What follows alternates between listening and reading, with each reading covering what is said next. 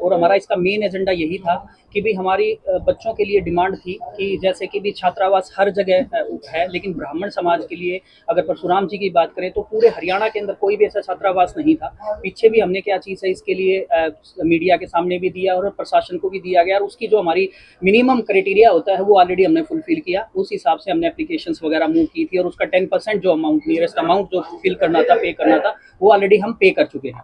तो उसी श्रृंखला में जो आज हमने सम्मान समारोह और सारी चीज़ें देख के हमारी जो डिमांड थी वो हमने ज्ञापन, हमारी जो भगवान परशुराम सभा हिसार की तरफ से ज्ञापन दिया गया।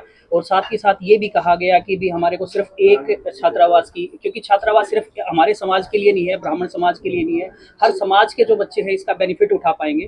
क्योंकि जो छात्रावास होता है वो बच्चों की नीडी पर्सन्स होते हैं, नीडी बच्चे होते हैं जिनको क्या चीज़ है अच्छे तरीके से फैसिलिटीज़ नहीं मिलती या वो अच्छे से पे नहीं कर पाते, तो उनके लिए हमने एक रहने की व्यवस्था, साथ में खाने के लिए मैस की व्यवस्था, वो करने के लिए हमने एक साथ में इकट्ठा होकर एक सभा के साथ में हमने एक एप्लीकेशन दी थी। और उसी श्रृंखला में हमारे जो यशस्वी मुख्यमंत्री जी नायब सैनी जी ने हमारे को एक अच्छा टाइम दिया और उसी टाइम के तहत हमने ये प्रोग्राम रखा। और आज हमारे को आश्वासन मिला है कि भी बहुत अच्छे तरीके से ये स्कीम को बखूबी इस जो हमारी ज़मीन है वो दिलाएंगे। और साथ ही साथ हम पूरे सर्व समाज जो 36 बिरादरी के जो बच्चे नीडी हैं, छात्रावास के लिए नीडी हैं, और साथ क्या जो पढ़ना चाहते हैं उनको हम ये सुविधा दिलाने का काम करेंगे हिसार के अंदर।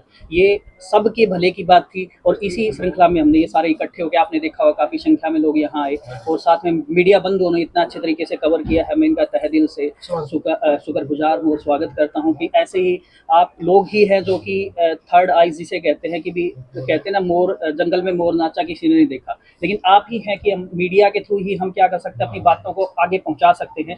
तो आप ही हमारी आवाज़ हैं, आप हर समाज की आवाज़ है, हर बंदे की आवाज़ है। तो आप लोगों का मैं शुक्रगुजार हूँ और साथ में चाहूँगा कि आप ज़्यादा से ज़्यादा इस खबर को पहुँचाएँ और नीडी पर्सन जो भी हमारे साथ जुड़ सकता है भगवान परशुराम के साथ में, सभा के साथ में, हम उनके लिए तत्पर रहते हैं 24 आवर्स अवेलेबल। मनोज जी, एक छोटा सा इंसिडेंट हुआ था लोकसभा हिसार बीजेपी प्रत्याशी के साथ, तो क्या वो नाराजगी अब फिलहाल खत्म हो चुकी है ब्राह्मण समाज की? देखो क्या चीज़ होता है, कई बार चीज़ें साथ में लेके चलने की नहीं होती, कई बार आदमी से गलतियां भी हो जाती है। अगर गलतियों की माफ़ी मांग ली जाए और जो गलती को माफ़ी देने वाला वो सबसे बड़ा होता है।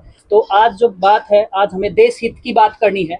यहाँ ये नहीं होना चाहिए पर्सनल हित को, हम व्यक्तिगत हित को छोड़ के हमें देश हित को देखना है। और देश हित यही कहता है जो अच्छा कैंडिडेट है, जिसको लगता है जो देश हित की बात कर सकता है, हमारे समाज को, हमारे प्रदेश को, देश को आगे ले जाने का काम करेगा, हमें उसको ही चुनना चाहिए। और यही जो आपका क्वेश्चन का आंसर है, शायद ये सफिशिएंट है मेरे लिए।